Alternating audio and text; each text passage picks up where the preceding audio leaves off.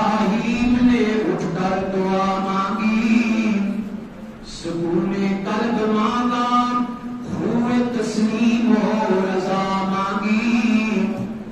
اے مالک عمل کو تابع ارشاد کرتا ہوں، میں بیوی اور بچے کو یہاں آباد کرتا ہوں۔ اس سنسان وادی میں انہیں روزی کا سامان دے، اسی بے برگ و سامانی کو شان صد بہاراں دے۔ الہی نسل اسماعیل بڑھ کر قوم ہو جائے۔ ابھی تو صرف ایک بیوی ہے اور ایک بچہ ہے، ہاں باقی کوئی نہیں ہے، لیکن نبی کی دعا دیکھو اور نگاہ دیکھو کہ کیا ہے۔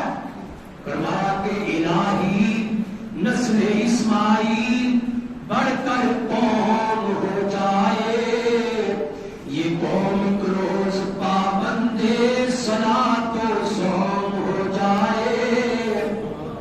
بشارت تیری سچی ہے، تیرا وعدہ بھی سچا ہے،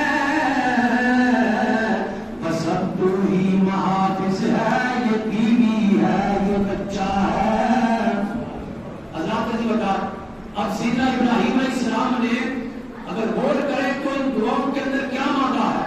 انی اسکنت من ذریتی، یہ نہیں کہا ہے کہ میں اپنا بیٹا بسا کر جا رہا ہوں، نہیں، بلکہ یوں کہا کہ میں اپنی اولاد بسا کر جا رہا ہوں۔ اور گویا نگاہ خلیل دیکھ رہی تھی کہ قیامت تک میری اولاد یہاں سے چلے گی اور میری اولاد یہیں پر آباد رہے گی۔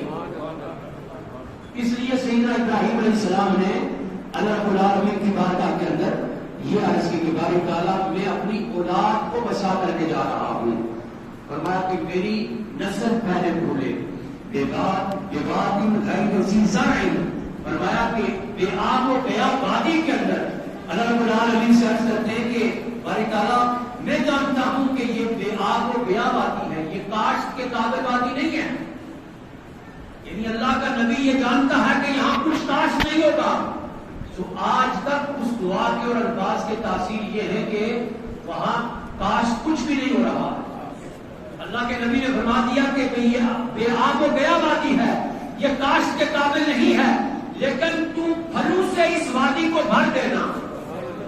سو آج دنیا کے اندر مکہ اور مدینہ ایسی وادیاں ہیں اور ایسی جگہ ہیں کہ جہاں اپنا تو کچھ فصل نہیں ہوتا، لیکن ساری دنیا سے بہتر کوالٹی کے جو پروڈکٹ ہیں وہ وہاں مکہ اور مدینہ کے اندر آپ کو ملیں گے۔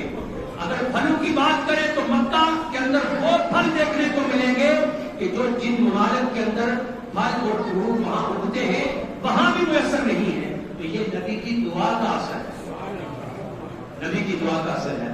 پھر فرمایا کہ صرف یہ نہیں ہے کہ وہاں آباد رہے، عرض کرتے ہیں کہ بھائی تعالیٰ یہ نماز پڑھنے والے بن جائیں، صوم و صلات کے پابند ہو جائیں۔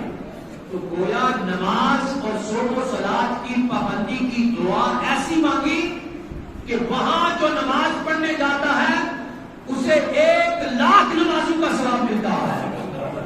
یعنی اللہ تبارک و تعالیٰ نے اس مقام کو اتنا عظمت والا بنا دیا کہ نبی کے منہ سے نکلا کہ یہاں لوگ آ کر کے نماز بھی پڑھیں، میری اولاد یہاں پابند صلاۃ و صوم ہو جائے۔